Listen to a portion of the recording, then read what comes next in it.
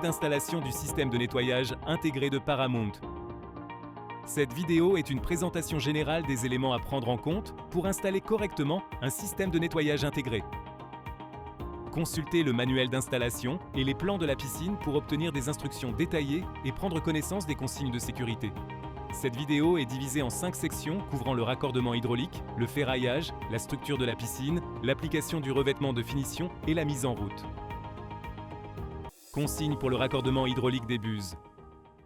Paramount recommande d'installer la ligne d'alimentation au centre de la piscine. Cela permet en général de réduire la longueur de tuyau nécessaire. Réalisez une tranchée de 40 cm de profondeur sur 50 cm de largeur et creusez une grande niche au point le plus profond de la piscine. Cela laissera suffisamment d'espace pour les tuyaux d'alimentation. Pour installer les buses, commencez par retirer le couvercle de la vanne de distribution. Utilisez des tuyaux en PVC de 63 mm pour les conduites d'alimentation. Nous recommandons fortement d'utiliser un apprêt sur toutes les jonctions souterraines.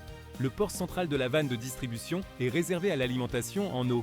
Il doit être relié à la sortie du filtre ou à une pompe dans le cas d'un système à 2 pompes. Installez la vanne de distribution au moins 15 cm au-dessus de la ligne d'eau. Reportez-vous au plan de la piscine pour connaître le nombre de ports requis. Agencez les tuyaux des différents ports de façon à ce qu'ils soient décalés d'au moins 8 cm les uns par rapport aux autres. Prévoir par exemple une longueur de tuyau de 30 cm pour les ports 2, 4 et 6, de 40 cm pour les ports 1, 3 et 5 et de 45 cm pour le tuyau d'entrée. Remettre en place le couvercle de la vanne de distribution et le fixer à la base.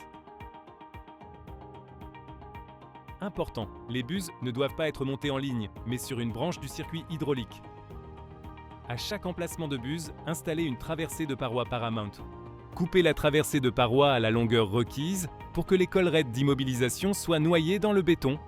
Toutes les traversées de parois doivent être perpendiculaires au fond de la piscine finie, à l'exception des marches et des bancs. Bouchez tous les tuyaux et faire un test de pression. Consigne pour le raccordement de la bonde de fond. Pour raccorder la bonde de fond, commencez par positionner la bonde MDXR3 de façon à ce que le coude soit perpendiculaire au fond de la piscine, une fois la piscine finie. Creusez un trou suffisamment grand pour que le corps de la bonde de fond soit entièrement noyé dans le béton. Le bord supérieur du corps de la bonde MDXR3 doit se trouver à 3 cm en dessous du fond de la piscine, une fois fini.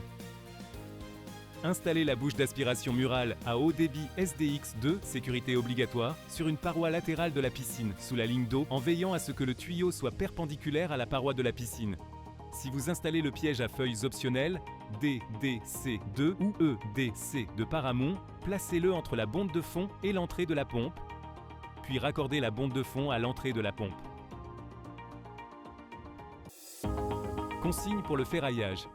Les barres d'armature doivent être maintenues à distance des traversées de parois et, si nécessaire, cintrées autour des dites traversées afin de maintenir une distance minimale de 5 cm. Les barres d'armature doivent être maintenues à 8 cm de la bonde MDXR3 ainsi que des tuyaux et des raccords de la bouche d'aspiration murale SDX2.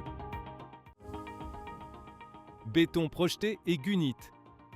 Après avoir projeté le béton, découpez une cuvette de 28 cm de diamètre sur 5 cm de profondeur dans le béton, ainsi qu'un sillon de la taille d'un doigt autour du tuyau pour l'étanchéification de la bouche d'aspiration murale SDX2. Ménagez une pente au fond de la piscine en direction de la bonde MDXR3. Découpez un sillon de 45 cm de diamètre sur 2 cm de profondeur autour de la bonde. Découpez un sillon d'environ 3 cm de profondeur sur 3 cm de largeur autour des traversées de parois. Après séchage de la structure de piscine, coupez le tuyau de la bouche d'aspiration murale SDX2 à environ 3 cm derrière la surface du béton. Bouchez avec une éponge avant d'appliquer le revêtement de finition.